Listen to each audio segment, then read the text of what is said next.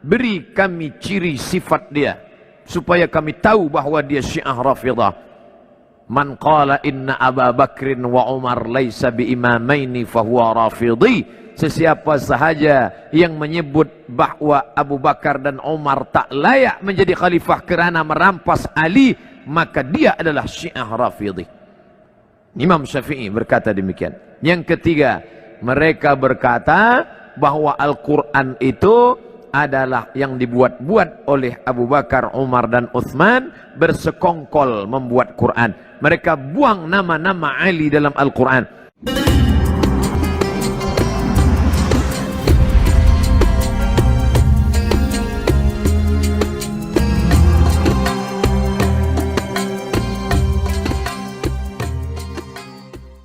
Mana yang lebih utama? Kita memerangi Syiah atau memerangi Zionis Yahudi laknatullah pada masa sekarang ini? Kita tidak boleh bersama dengan Syiah dalam 5 masalah, kata Syekh Ali Jum'ah. Yang pertama, mereka mewajibkan beriman kepada Imam 12. Sesiapa sahaja yang tidak percaya kepada Imam 12, maka kafirlah dia. Dia kafirkan kita kerana kita ahlu sunnah tak percaya pada Imam 12. 2, mereka berkata selepas Nabi meninggal dunia maka yang layak menggantikannya adalah Ali. Maka sesiapa saja yang merampas kuasa Ali maka kafirlah dia. Atas sebab inilah mereka mengkafirkan Abu Bakar, Umar, Utsman dan sahabat. Mereka kafirkan sahabat kecuali 3. Siapa dia? Miqdad bin Aswad, Abu Dzar Al-Ghifari dan Salman Al-Farisi. Lain daripada itu kafir. Maka perhatikan, bila ada ustaz mengkafirkan sahabat Nabi, ini ciri daripada sifat Syiah. La tusalli khalfa Rafidhi. Jangan engkau salat di belakang Syiah Rafidah. Datang sahabat Imam Syafi'i bertanya, kata Syafi'i, jangan kau salat bila imamnya Syiah Rafidah, jangan kau salat di belakangnya. Sifhum lana, beri kami ciri sifat dia supaya kami tahu bahwa dia Syiah Rafidah. Man qala inna Abu Bakrin wa Umar laisa biimamaini fahuwa rafidhi. Sesiapa sahaja yang menyebut bahwa Abu Bakar dan Umar tak layak menjadi khalifah kerana merampas Ali, maka dia adalah Syiah Rafidhi. Imam Syafi'i berkata demikian. Yang ketiga, mereka berkata bahwa Al-Quran itu adalah yang dibuat-buat oleh Abu Bakar, Umar dan Uthman, bersekongkol membuat Quran. Mereka buang nama-nama Ali dalam Al-Quran. Sesungguhnya kami punya mushaf namanya Mushaf Fatimah yang sedang dipegang Imam Al-Qaim, tebalnya 3 kali lipat daripada yang ada di tangan kamu, dan nanti Imam Al-Qaim datang. Bila mereka tidak percaya kepada Quran yang sekarang, mengapa mereka tetap memegang Quran yang ada sekarang? Itu pun mereka bahaskan. Sementara Quran yang asli datang, maka bacalah yang palsu ini dulu. 4, mereka mengatakan Allah tak tahu apa yang terjadi di masa akan datang. Itulah namanya akidah bada. Bada ya bedu, bada ya bedu, tidak tahu. Maka muncul nasikh mansuh kerana Allah tak tahu apa yang akan terjadi di masa akan datang. Maka akidah ini batil karena menisbatkan kejahilan kepada Allah Subhanahu wa taala. Yang kelima, mereka bertaqiyah. Taqiyah.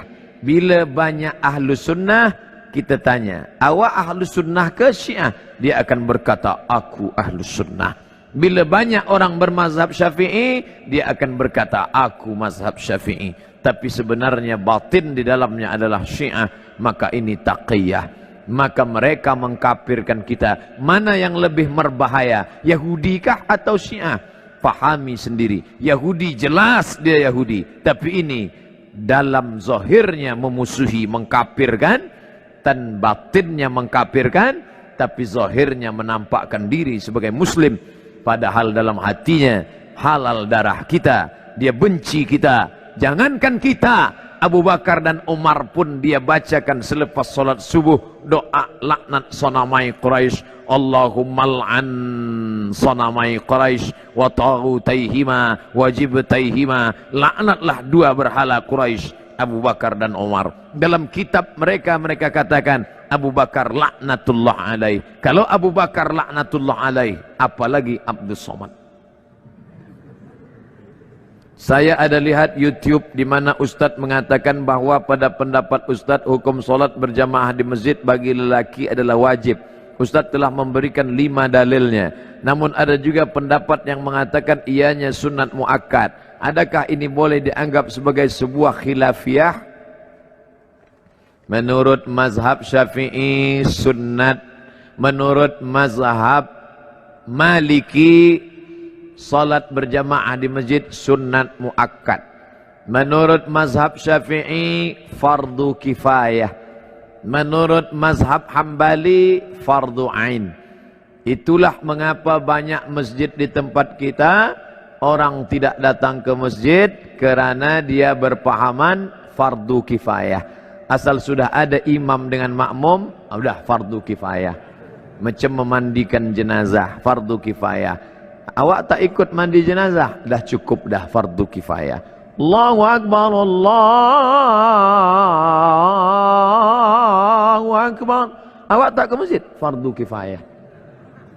Salahkah Imam Syafi'i? Tidak. Kerana masa itu masjid kecil orang banyak, maka cukuplah yang ada di dalam masjid itu saja. Sekarang terbalik, masjid besar orang tak ada. Andai Imam Syafi'i hidup sekarang, tentu ijtihad dia berubah. Kerana Imam Syafi'i ada qaul qadim, ada qaul jadid. Semasa dia di Kufah, Irak, qaul qadim. Pindah ke Mesir tahun 200, meninggal 204, 4 tahun. Datang pendapat qaul jadid, melihat keadaan. Ini ijtihad imam, melihat keadaan sekarang. Umat meninggalkan masjid, perlu kita ambil pendapat yang mengatakan fardu ain.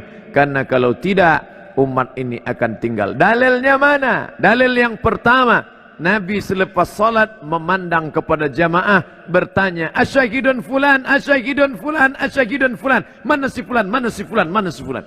Andai fardu kifayah, tentu Nabi tak bertanya. Cukuplah kita sahaja, yang lain tak sembahyang pun tak apa ke masjid, fardu kifayah. 2, Nabi mengancam, layan tahyanna. Mereka yang tidak sembahyang ke masjid, layan tahyanna, berhenti, jangan lagi buat sembahyang di rumah. Kalau mereka tetap buat sembahyang di rumah, la uharriqanna alaihim buyutahum, aku akan bakar rumah mereka. Ini wa'id. Menurut ilmu usul fiqh, wa'id litahdid, ancaman, litahrim, perbuatan itu haram, maka haram lawan daripada haram adalah wajib. Yang ketiga, ketika sedang perang, wa idza kunta fihim, ketika kau berada bersama mereka sedang perang, fa aqamta lahumus shalah, engkau melaksanakan salat. Dalam perang pun tetap salat berjamaah, namanya salat khauf. Imam di hadapan, makmum 2 baris. Baris pertama salat, baris kedua memegang tombak anak panah menjaga serangan musuh. Selepas salat baris pertama mundur ke belakang, baris kedua maju ke hadapan. Sedangkan perang pun tetap salat berjamaah, apalagi tidak perang. Dalil yang keempat, Nabi SAW didatangi oleh Abdullah bin Ummi Maktum. Ya Rasulullah, izinkan aku salat di rumah, kerana ana dharir, buta, laisa li qaidun yaquduni, tak ada orang yang dapat membimbing membawa aku ke masjid. Nabi bertanya, atasma'un nida, apakah telingamu mendengar suara azan? Itu menunjukkan orang yang buta tak dapat melihat jalan. Bila dia mendengar, dia tahu di mana letak masjid kerana telinganya tajam. Oh, di sana letak masjid. Apakah kau dengar suara azan? Ya, datanglah ke tempat itu kalau kau mampu.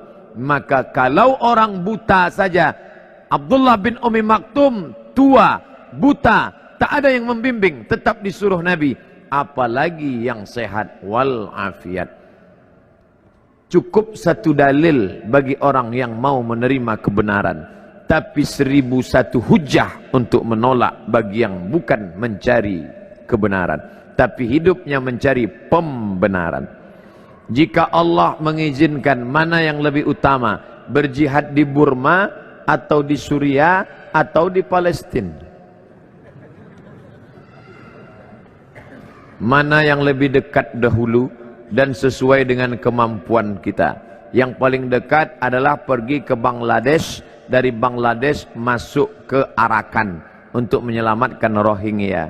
Kalau lebih daripada itu, maka pergilah berjuang ke Suriah. Kalau lebih daripada itu, maka datanglah ke Palestina. Kalau kedatangan kita membantu umat Islam, saya tak ingin membaca newspaper, website internet, 3 orang Kuala Lumpur terbengkalai di Palestina kerana belum dapat nasi.